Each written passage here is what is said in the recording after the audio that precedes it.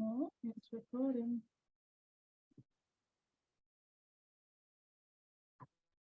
Okay. Oh, we've got attendees coming in already. Welcome, everyone. I'm already seeing some names I recognize. This is great. Welcome, welcome. Look at all these people. Okay, and everyone's pretty on time as well. It's impressive.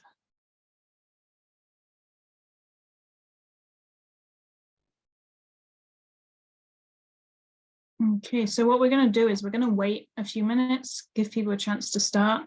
So if you need to grab water, if you need the toilet, now's the time. We're going to start in less than 5 minutes. Okay, and if you're sat there waiting, you can put in a chat and tell us what country you're from. We've already got Ali from Pakistan. That's really cool. We'd love to know what part of the world everyone's coming from.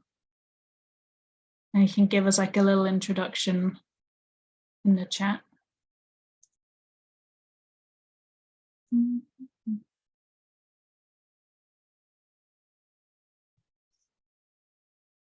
Oh, cool. We've already got loads coming in.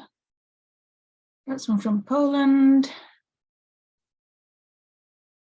Got Kinga from Hungary. Another youth rep. Thanks for joining us.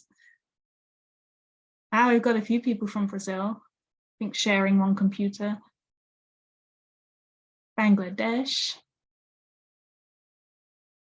Someone's coming from Ireland.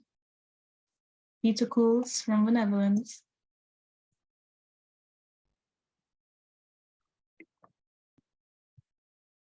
Philippines. Wow. Look at the spread of people. That's amazing. Colombia. South Africa. That's so cool. I see fellow friends from International Over Week. Yeah, I'm going through the names. There are definitely names on this call I recognize.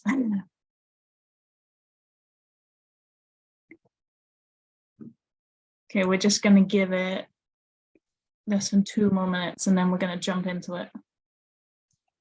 Hope everyone's comfortable.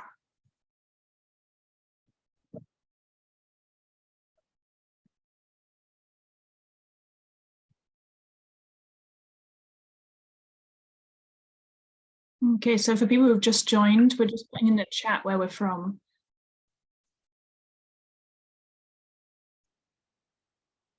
While we wait for everyone to join.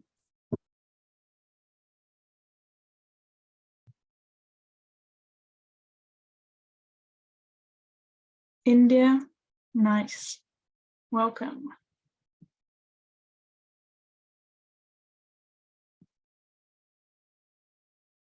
Have we got every continent in here? What are we missing? Definitely got pretty good spread of people. I think we do. Yeah. No one from Antarctica. That's true, Thomas. The Antarctica scouts are always letting us down on these things. I don't think they have good Wi-Fi down there. Okay, it's 5 past, so I think it's time for us to jump into it. Definitely. So, welcome everyone. It's really nice for us all to see you. So this session is brought to you from some youth representatives. We're WOSM Youth Representatives. We're going to explain what that actually means in a minute. But first, we're going to introduce ourselves. So, I am Emily. I'm 20 from the UK, and I'm a member of the Gender Patrol of Youth Reps. We're going to explain what the patrols mean as well later. I'm going to pass over to Mateus. Thank you very much, Emily. It is a pleasure to be here with you today. My name is Mateus. I'm from Brazil. I'm happy to see that we have some Brazilians here also. And I'm also from the Gender Patrol. And then I will hand over to Laura. Hello, everyone. It's really nice to be here this evening with you. I'm from Spain, Madrid, exactly. I'm 22, and I'm from the Environment Patrol. So now I pass the voice to Melissa. Hello, everyone. My name is Melissa or Melissa. I'm 22 years old. I'm from Lebanon, and I'm also part of the Gender Patrol. Amazing. So we're your hosts today. Here's a quick run through of what we're going to do. We're going to explain who we are, what we do, why what we do is important, what advocacy actually means, and we're going to give you some tips for social media. And if you get any questions while you're listening, save them for the end because we're going to have a Q&A section. So take a note of anything you want to ask us. So take it away. Okay, so before we tell you what we do and why it's important, let me tell you who we are. So we're a team of 21 youth representatives from 20 different countries. And you can see on the map which countries we're from. I'm not going to go into the details of each person and in which patrol they are, but this is just an overview of how diverse our team is. And then next, the 21 youth representatives are divided into 6 patrols, or we like to call them working areas. And as you can see, each patrol is made up of 3 to 4 members. We have the education and skills, the peace patrol, environment, SDGs for the Sustainable Development Goals, gender and rights and health. We also have a coordination team which helps us and is always here to support us, which is made up of 4 members. So who are we? Now you know. So what do we do? What do we do is that we represent the Scout movement. And the Scout movement is a network of 57+ million members from around the world. And our role is to advocate on behalf of the movement in several thematic areas. And the thematic areas are actually the patrol areas that I just showed you. And we advocate on many different stages to make sure that the voice of the largest youth organization is heard in the right places. But most importantly, we try to push forward for change in order to create a better world. Now we're going to watch a video done by first-generation youth representatives about advocacy. Hope you enjoy it.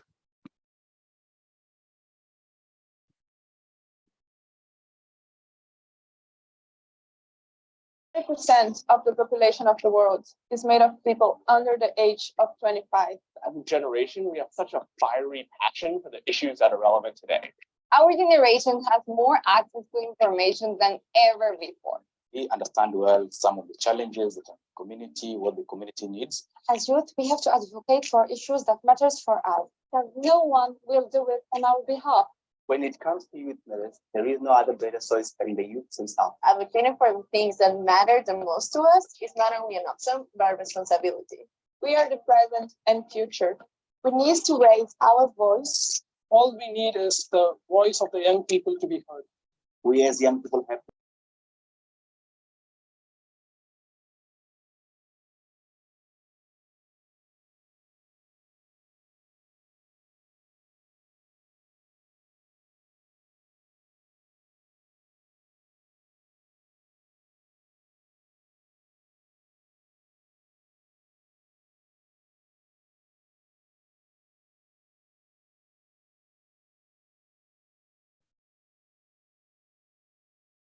I think the sound cut out halfway through there.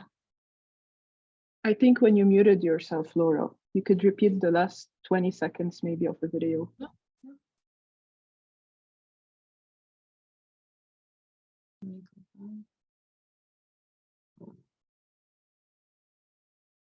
So yeah, this video is also available on YouTube, so you can also share the link with you and you can watch it. Let's go. Yeah, I think it was just like the last 10. Responsibility. We are the present and future. We need to raise our voice. All we need is the voice of the young people to be heard. We as young people have to get involved with the decision-making process because it's going to impact our life and the world we live. If we speak together, our voice will be heard. Our ability to express and to discuss and to influence some of the global conversation around these issues today is a core part of our being an active citizen and a core part of us being scouts. Amazing. Hope you enjoyed the video, and as Mateos has said, you can find this video on YouTube.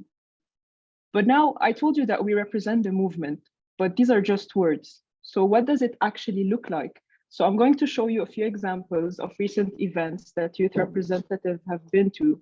As you can see in the first image, you have the SDGs Patrol, the Sustainable Development Goal Patrol, that was at a very high level forum on sustainable development at the UN headquarters in New York. And also the Education Patrol attended the Transforming Education Summit in September. Next, we can see an example of our fellow youth representative, Humbert, speaking at a high-level debate in the General Assembly on enhancing youth mainstream and crime prevention policies. And also you can see us, Mateos and I, in a virtual forum about SDG number 5, which is gender equality. So this is how it actually looks like in the real world. And now I'm going to pass it on to Mateos to go to the next section. Thank you very much, Melissa, and thank you for explaining this to us. But we do have a question that needs to be answered. Why is it important? Like, why from all of our priorities are we spending resources, budget, volunteer work on advocacy? Why is it important? And we can go to the next slide, because I have a question for you and I would like you to answer on the chat. That is, what is our mission? What is the mission of scouting? Can you just type it on the chat? Like, I'll give you 1 minute and like use your words. Don't worry too much about it. But I want to know, like, from your point of view, what is the mission?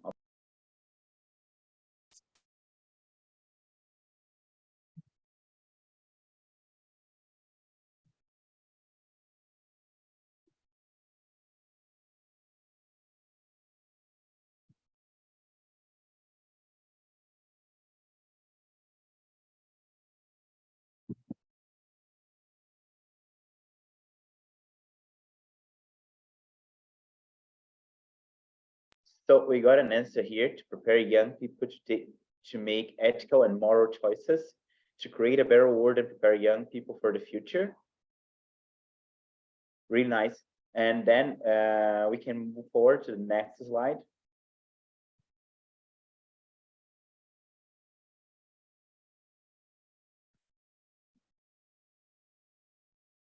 We want to leave this world a little bit better than we found it. We want to create a better world, to keep empowering young people in new leadership experiences. I think to give young people the skills to make the world a better place through a variety of different ways. Perfect. Those are all correct. And we do have a statement for that. So we can go to the next slide.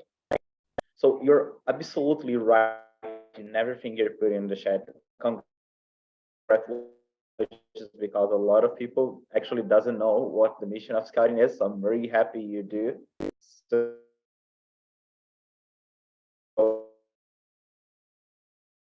if you can go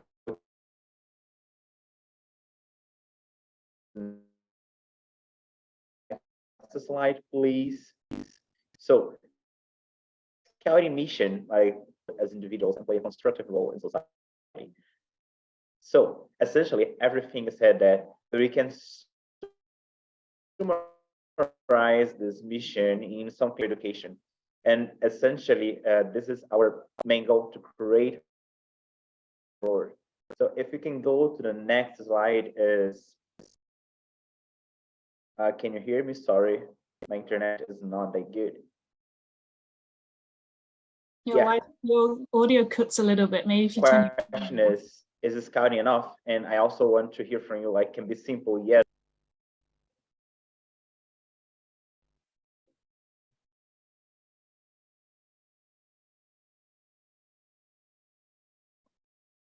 Okay, so a question. Can you listen better now? Yeah. Yeah, you sound better now. Yeah, perfect. I came closer to the Wi-Fi. But yeah, the question was, yeah, that's also something about scouting. We always learn by doing, so you're always improving. So the question is scouting enough? And that's the question. Like, can you just answer it quickly on the chat, and then we can do some reflection afterwards? Is scouting enough?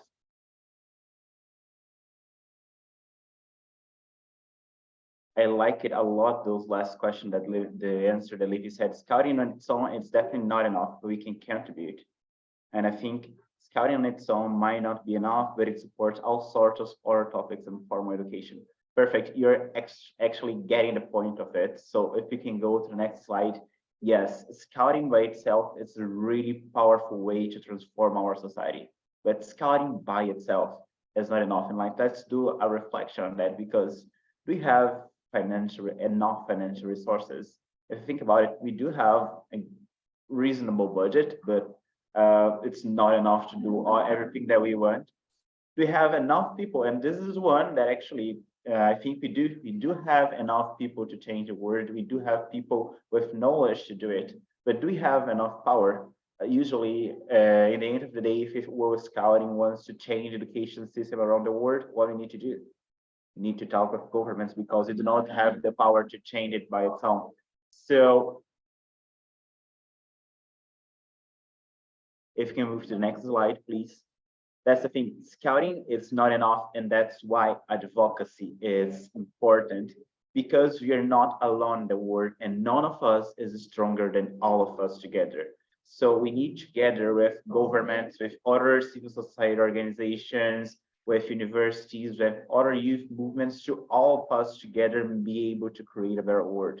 So we can move to the next slide, and as Melissa said, so we don't spend too much time saying fancy words, we are going to give you an example. And the example is the World Non-Formal Education Forum. This we usually had before the World Scout Education Congress, and then we realized, why are we talking about just scouting education when we can talk about non-formal education and help all the youth movements in the world?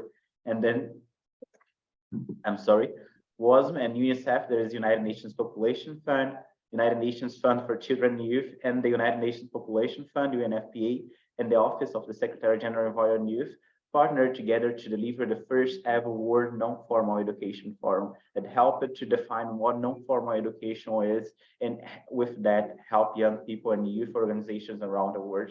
So the outcome of this forum, if you go to the next slide, is the Rio Declaration on Non-Formal Education. And why is it so important? Because before we just had this importance, but with the Rio Declaration, you're able to say that we need more resources to non-formal education, that we need to be recognized, that what the definition of non-formal education is. And this declaration helped not just WOSM, not just UNICEF, or not just the Secretary General of Oil and Youth, but helped all the youth organizations around the world to have a clear path to follow and on non-formal education advocacy. Thank you, Melissa. Can you put, I don't know if it's Melissa or Laura, but can you move to the next one? Yeah, and this is actually, again, to put on words, this is one of our fellow youth representatives, Thais, and she speaks about the importance of non-formal education in the United Nations. So this is also really important, because we go there and we talk with governments, we talk with other civil society organizations of why is it important, and why with that advocacy we can help other people to develop new skills and improve the mission of scouting. Because I am already part of the movement. I am here as a scout, and we are more than 57 million young people around the world, at least 171 countries. And we are already transforming education. So we are being innovative. We work in small groups and we have contact with nature. We really have young people who guide themselves in their learnings. This is what we called non-formal education. We have a method, we have a goal, and we learn together as young people. So the young people are already driving this change. So what I need from you is that you invest and recognize us. If you recognize non-formal education, the solution is simple. We don't need to reinvent the wheel. We are already doing the job. So recognize non-formal education and invest on it. Thank you very much. Let's move on now. Because Thank you, Mateus. So now in this section, we will show you a global vision of advocacy. What is it for and how we can actually do advocacy. But firstly, we have to approach the definition of advocacy, which is influencing others to take decisions that improve our lives, but also the lives of others. Those that we want to influence may be stakeholders, but also governments, other organizations that actually have the power to make the changes we would like them to do. But another question here is, how do we actually do advocacy? How do we influence those people? Well, we first have to speak out, and secondly, take actions. And we can do it as individuals, but also as part of a national organization, and then at a global level. So in addition, understanding advocacy would be easier if we can make a difference with awareness raising. So to do that, we would first point out 4 ideas and concrete goals of advocacy that are support preventive actions, invest in data and statistics, for which you actually need a specific skill that we will show you later. Then advocacy is also for enacting policies and strategies. And last but not least, protect victims and survivors. So also humanitarian action and aid. Then the difference with awareness raising is that awareness raising basically consists in engaging as many people as possible in just one cause or message, maybe more, depends on the campaign. And then the 2 characteristics or main objectives would be to supporting a cause verbally or signing a petition, and also donating to support programs and initiatives. As you can see, if you are actualized on the global news right now, the most recent cause or message or awareness raising campaign is regarding the earthquake that's happening in Syria and Turkey. So also, we might add that advocacy in scouting is basically focused on the mission, as Mateo said, and also the vision of 2030 for our movement. And then right now, we would like to reflect on, with you all together, on what skills you think are necessary to do advocacy.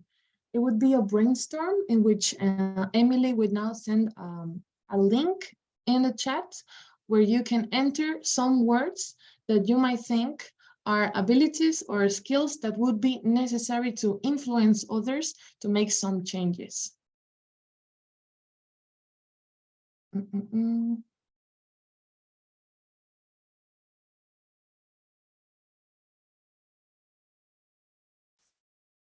Okay, so now we're gonna brainstorm and do all together a word cloud.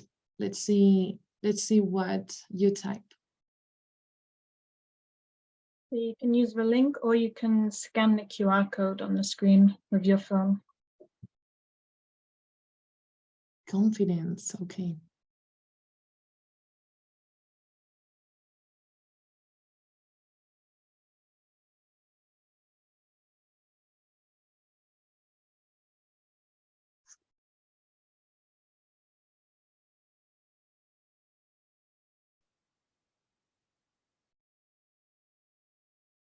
Networking, good one. Research.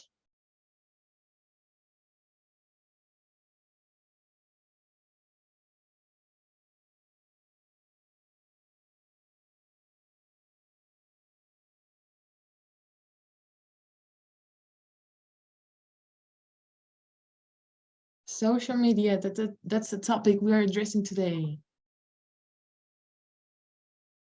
Work People have under come pressure. prepared. Yeah. Work under pressure. That's good, hard, a good one. Okay, 2 more participants are typing.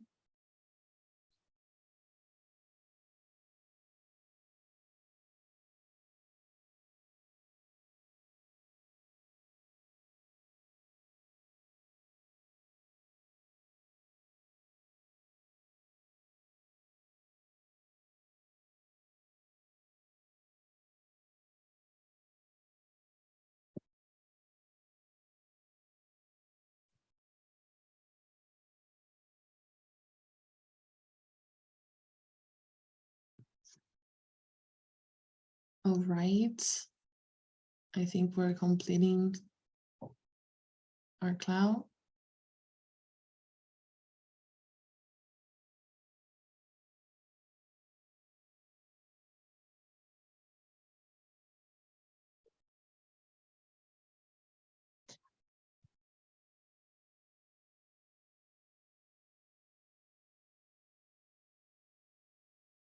Okay. I think it's really interesting that most of you thought about those skills that touch us personally and emotionally, and that we need to work with ourselves, which is ambition, empathy, compassion, persistence, self-respect, leadership as well, empathize, which is something that maybe skills or abilities that we need to be working throughout the whole process of advocacy. Confidence as well will also need to be about taking care of yourself in advocacy, listening as well. Okay. Should we now, Emily, go back to the other? Perfect. Let me share my screen.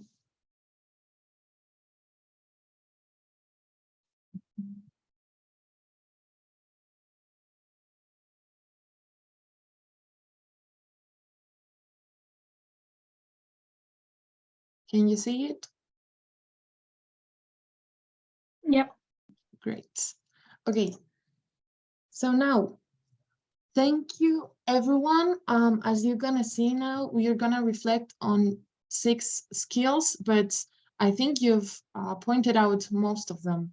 So let's just review 6 of them. First one is, as I think a lot of you said, is public speaking, which would be on one hand verbal communication, and on the other hand written communication. Both of them connected are essential to do advocacy. Then we have networking. I think you repeated that one twice. This one's really useful to establish interesting contacts with other NGOs, other Scouts groups, and also associations that may be open to collaborate with us in our advocacy project and also create new ones. Then we have teamwork, which is part of the philosophy of Scouting, working in small groups and cooperating with them and acknowledging the impact and the importance, the value of each of the team members is really useful to do advocacy, and not just do it as an individual, but also working in a team. Then we have research. I'm glad that you pointed out this one as well, because this one is really useful, because we need to be evidence-based when we do advocacy. We need to be well informed about the area we're gonna doing advocacy. This one would include historical background, acknowledging what the context has been, how has the issue evolved from the past until today, so that we have all the information to suggest the best practices to make a good influence.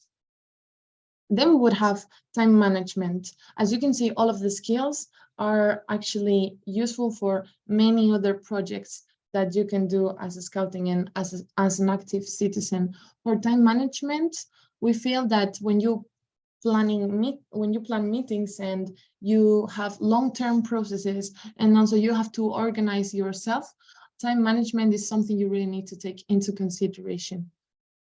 And then last but not least, we have connected analytical, critical, and also creative thinking in the same skill, because we consider that we need to question what we are doing, what we are advocating for, from the beginning until the end. And this would lead us to an improvement of the things that we can actually handle in a better way than what we've done before.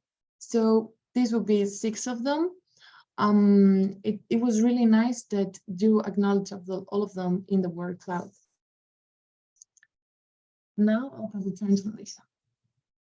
Okay, so sometimes people would ask you, what is scouting? And you would have no idea what to say. And so I'm going to give you 9 tips that we as youth representatives use to represent scouting online and offline. And I think that you could also use these 9 tips in your local context. So first, let's go to the first tip. So tip number 1 is to always translate Scout language. Sometimes we speak about scouting and we don't take into consideration that people in front of us don't understand what we're saying. So for example, I could say, well, we were a group of rovers who did this project, and people wouldn't know what rovers are or who they are. So it's always important to translate Scout language. Now, on to the next tip. Tip number 2. Sorry. Just let me get some more.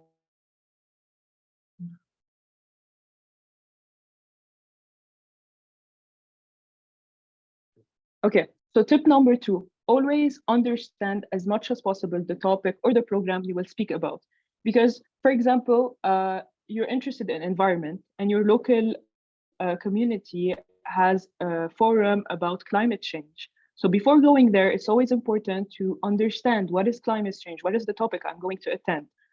Next, we have tip number 3, to have clear takeaways and demands from the negotiations.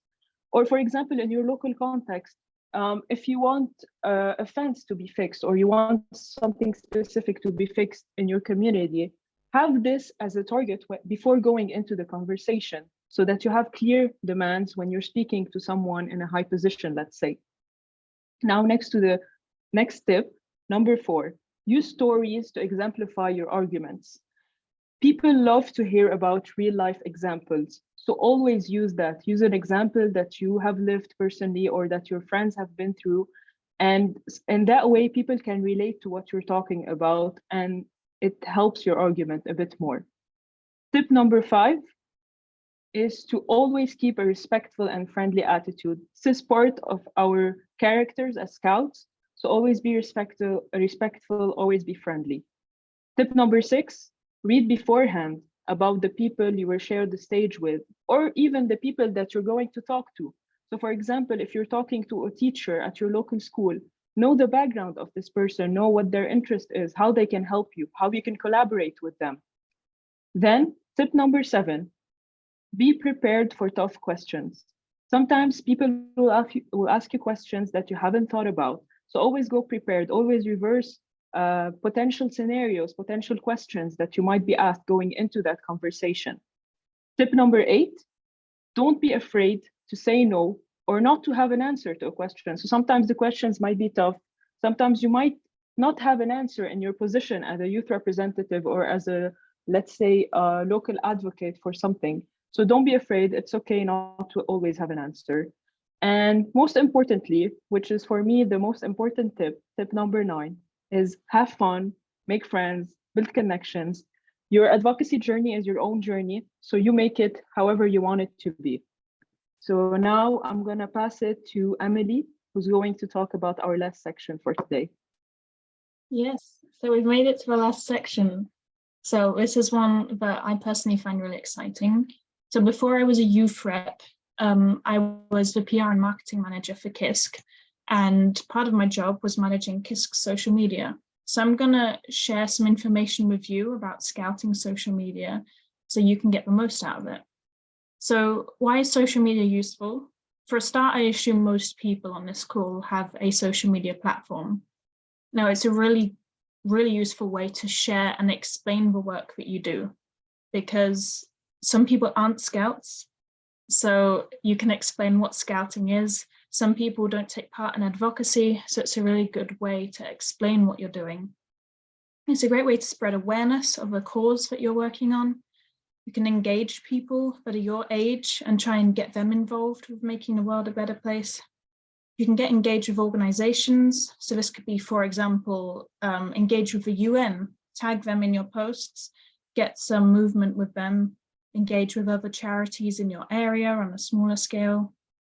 You can use social media to inspire younger people, which is, after all, kind of what the scouting movement is about, and help younger people get involved. And the last point is prove yourself. And when I say prove yourself, I mean, when someone comes to you and says, what do you actually do as a scout? If you find that answer, like that question, really hard to answer, because it is, you can just say, look at my Instagram, and you can show them, you have evidence there, you have pictures of what you do. Some people, when they apply for jobs, they link their social media because it's a really good catalog of all the great work you've been doing. So it's a great way of keeping evidence of the work that you do. So I've got some top tips, some rapid fire tips on how you can improve your social media content. So tip number 1 is make sure you set some goals and know what you want to achieve. So is your social media for fun, to keep like family and friends updated on what you're doing? Do you want a more professional social media that you can use in like job interviews and that kind of thing? Do you want to focus it on a very specific cause, like getting clean water in your area, something really specific like that? If so, make sure you focus it on that. And also know your audience. So is your audience younger people? If so, adjust your language so it's more accessible to them. Is your audience people your age, people older? So it's just about knowing what you want to achieve. And through doing that, you can set these goals. So not a lot of people think that getting more followers is the way to do it. But getting followers doesn't mean anything if your followers aren't interested in what you're posting. It's just a number. So think of how you're going to track your progress. Is it comments on your post? Is it retweets? Bear that in mind, and then you can see how much you're achieving. My next top tip is acronyms. So as Melissa said earlier, scouting is really confusing if you're not a scout. It's even more confusing if you're using a million acronyms that don't mean anything to someone outside of scouting. So avoid acronyms. An acronym is when you take several words and squish it together. So World Scout Jamboree becomes WSJ. So avoid them as much as you can in your posts. My next tip is tags and hashtags. They're really useful, and try and use them as much as you can in your posts, because hashtags are a great way for new people to find your content. So if they're interested in a cause, they'll search by that hashtag and they can stumble across you. And tagging people as well is a great way to get organizations and other users to share your posts and retweet and share it on their stories. My next tip is mix it up. So create different kinds of content. That can be reels, it can be Instagram stories, it can be YouTube videos, tweets, LinkedIn, because once you know how the algorithm works on social media, you can use that to your advantage. So for example, Instagram is really pushing reels right now. It comes up on people's feed more than a normal post. So it's just understanding how the algorithm works on different social media. You can use that to your advantage. And then, last but not least,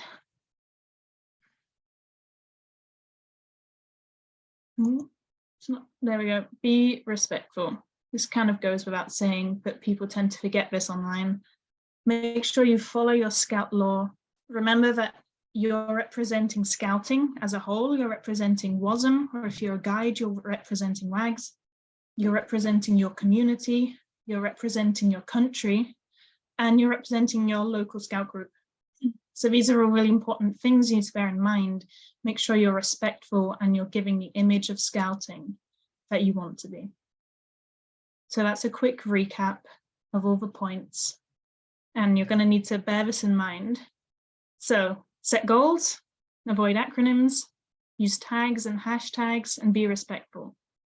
Now, I hope you've got that down, because we're going to play a quick game. So in this game, what I'm going to do is there's going to be 2 social media posts. One will be a real post that one of us has posted, and one will be a fake post that is deliberately bad. And I want you all to use the chat. There'll be number 1 or 2, and I want you all to say which post is the good post. Okay, so I've made the first one kind of easy for you, so you get the idea. Okay, ready? Yeah. So this is a post of me at the European Scout Conference. Which post do we think I made? Give me a 1 or a 2. Okay, this seems pretty unanimous. We've got a 3. Nobody said 1, well done. So yeah, it's number 2, just in case you were worried. That's okay, Kristen. So yeah, it's kind of obvious, but I am going to point out still that number one looks fun, but I'm not actually showing what I've done at this event. And also it might conflict with my Scout law. It might conflict with what Scouting means in my country if I'm posting number one. And number one's really not relevant to the event or anything that was achieved there. Number one doesn't look like Rotterdam, someone said. Rotterdam's lovely in the summer. I don't know what you're talking about. Okay, so next slide. Now this one's a little harder, and you will need to take a moment to read the caption, because it's all about the caption in this one. And once you've had a chance to read them both, just post which one you think is the good one.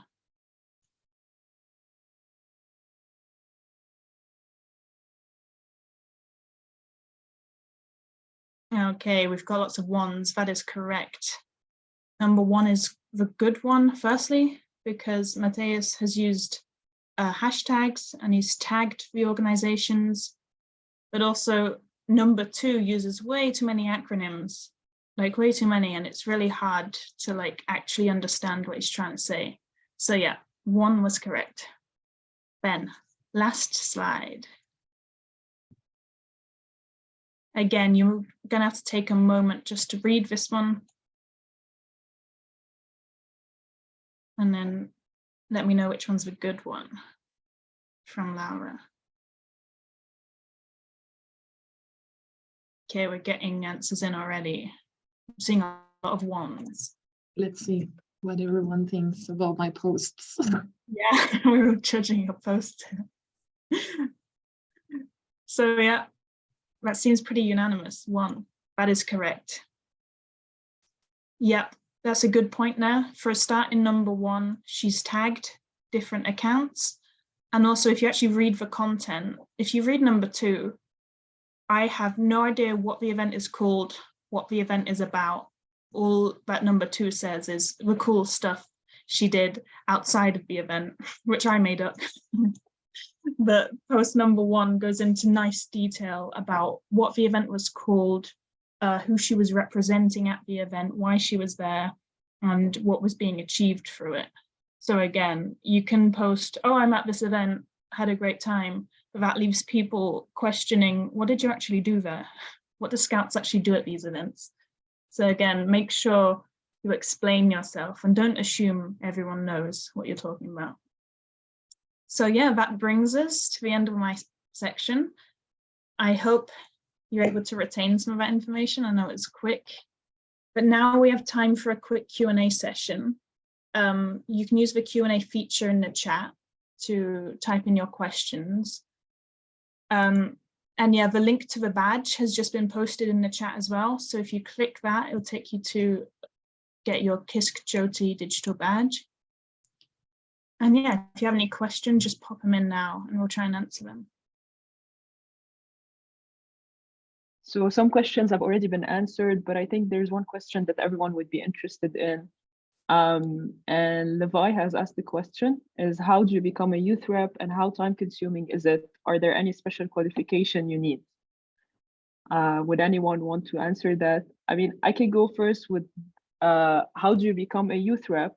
Actually, our, let's say, period of youth rep is 3 years. And then every 2 years, they open a new cycle. So recently, at the end of 2022, we recruited new youth reps. And so the next cycle would be in 2 years approximately. And how time consuming is it? I mean, it's not like you have a job from 9 to 5, you don't have specific working hours. It's just a team, you find a way to work with them, you meet on a regular basis, let's say. And the most busy period of like you would be working in, it really depends on which patrol you're in and which events are approaching and what are you working for. So yeah, that would be my answer. I don't know if anyone wants to add something else. I would maybe add, I don't want to repeat the stuff you said, I'd say special qualifications for it. So I'm one of the new youth reps. So I was hired like for this new term. And I would say special qualifications. I have no special qualifications. Like if you look at my education, I would say it matters a lot more about your personality, what you're interested in, what you've taken the time to do in your spare time.